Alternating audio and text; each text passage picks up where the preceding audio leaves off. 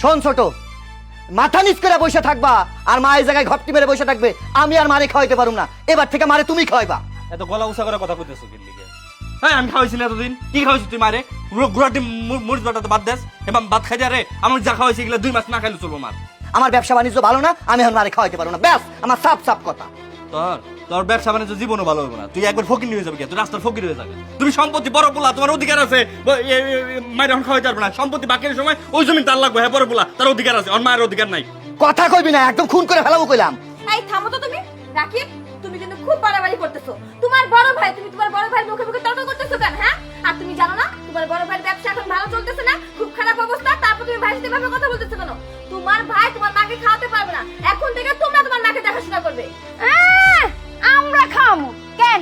আমার জামাইরে জন্ম দিছে, আপনার জামাইরে কি মহিলা জন্ম দেয় নাই? হ্যাঁ, খাওনের বেলা আইলি, নেওয়ার বেলা আইলি খালি আমরা ছোট জমি নিমু কেন? আমরা তো নিমু না। হ্যাঁ, আপনার জামাই ভালো চাকরি করে, খাইলে পরে আপনারাই খাইবেন, আমরা এই মহিলারে খাওয়াইতে পারবো না। একদম ঠিক কথা কইছস তুই, তোর কথায় আমি সাপোর্ট করলাম। শোন, আমার জামাই লাখ লাখ টাকা ইনকাম করছে, তোর জামাইরে খাওয়াইছে, তোরে খাওয়াইছে, মারেও খাইছে। আমার জামাই এখন ব্যবসা ভালো চলতেছে না, আমার জামাই কারোই খাওয়াইতে পারবে না, তোকেও পারবো না, মারাও পারবো না। তোরা পারলে খাওয়াবি, না পারলে না খাবে। এত বেশি কথা আমাদের হাতে বলতে আসবি না। আমরাও খাইতে পারবো না। একটা কথা মাথায় রাখবেন, এই বুড়া মহিলা যখন খাইতে বসে তখন কি সে কম খায়? গাবলা ভইরা ভইরা খায়। যদি আর একটা কামের কথা কই আর দাঁড়াই বাতা, এহেনে বাতা, সেইনে বাতা, এই বুড়া মহিলার দায়িত্ব নেবো আমরা। শোনো, এর দায়িত্ব যদি তুমি নিছো না, আমি কিন্তু তোমার সংসার করবো না। এই কথাটা কিন্তু তুমি মাথায় ঢুকাইয়া রাখো। শোনো, তোমারও আমি একটা সাফ সাফ কথা কয়ে দিতেছি। তুমি যদি এই মহিলারে খাওয়াইছো, আমি তোমার সংসার থাকবো না। এই সংসার থেকে আমি চলে যাম, কোনোদিন তোমার কাছে ফিরে আমু না। আমি এত কিছু বুঝি না। মার বাস তুই কেমনি কি করবি করগা, নাহলে ওই যে বৃদ্ধাশ্রমে ফেলা দিয়েছে, আমি আর নিতে পারবো না। কাকে তোমরা বৃদ্ধাশ্রমে পাঠাচ্ছ?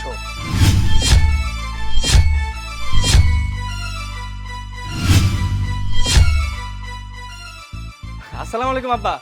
ওয়ালাইকুম আসসালাম। আব্বা আপনি আসছেন, কি যে ভালো হয়েছে, খুব ভালো হয়েছে। আসলে বৃদ্ধাশ্রমে বলতে মায়ের ভাগ নিয়ে একটু ঝামেলা হইতেছিল। মা 1 মাস খায় বড় ভাইয়ের জায়গায়, 1 মাস খায় আমারই যায়। তো গত মাসে আমারই যায় খাইছে, কারণ ভাই মারে নিবে না। এটা একটা সমাধান করে দেন আপনি, মুরব্বী মানুষ, একটা সমাধান করে দিলে এটা সবাই আমরা মানব। আচ্ছা বিএন সাহেব, এই বিআই সাহেব এই বাড়ি জমি জমা সব কি ছেলেদের নামে লিখে দিয়েছে?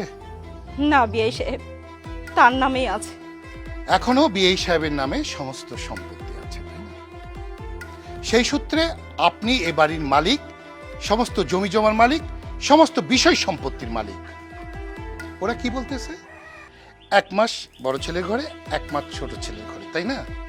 আর আমি এখানে দাঁড়িয়ে দাঁড়িয়ে সবকিছুই শুনছিলাম। শেফা তুই কি বললি?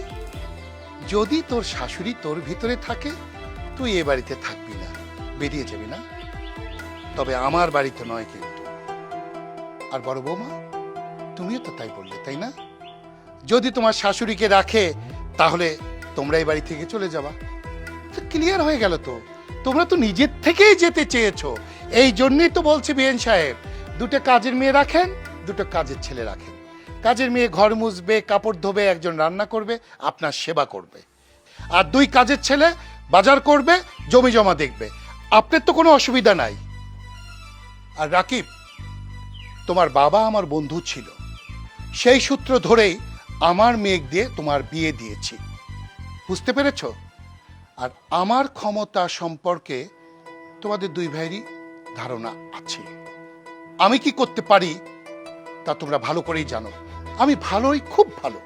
আর খারাপ হলে আমি যে কত খারাপ সেটা তোমরা নিজেও কল্পনা করতে পারবে না।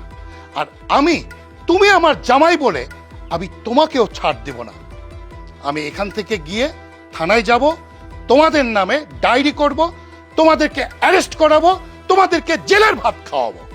এখন তোমরাই চিন্তা করে দেখো, মার কাছে থাকবে না জেলের ভাত খাবে।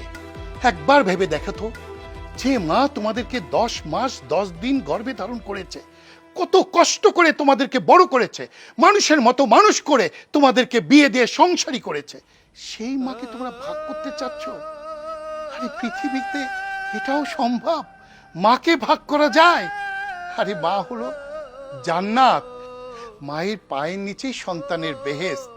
আর সেই বেহেশতকে তোমরা দূরে ঠেলে দিচ্ছ না। তোমাদেরকে আল্লাহও ক্ষমা করবে না। আর বিএন সাহেব, শক্ত হাতে হাল ধরেন, চাবির কথা আপনার কাছে থাকবে। আপনি দুই বউকে অর্ডার করবেন, একজন রান্নাবাড়া করবে, একজন আপনার সেবা করবে। আর ছেলেদের মধ্যে ও চাকরি করবে, আর একজন জমি জমা দেখবে, ব্যবসা করবে। ওরা যদি সেটা মানে এ বাড়িতে থাকবে, আদারওয়াইজ থাকবে না।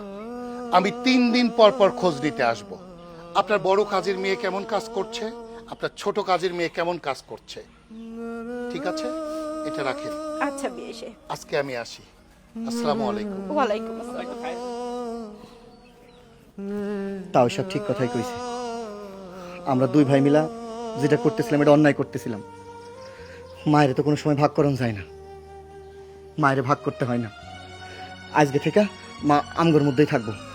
মায়ের হাত থেকে মিষ্টির প্যাকেট নাও, মায়ের কাছে মাপ চাও। হ্যাঁ মা, আপনি আমাদের সবাইকে মাফ করে দেন।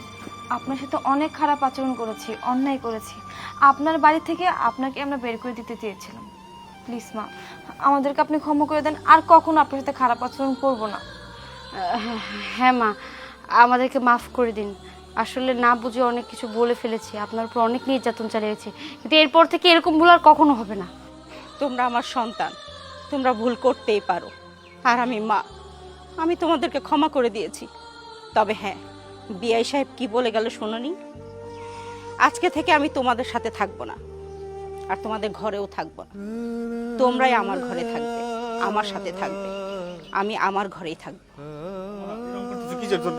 আমি তোমার ছোট বলা না, তুই এরকম করতেছো কেন? তুই আমার লগে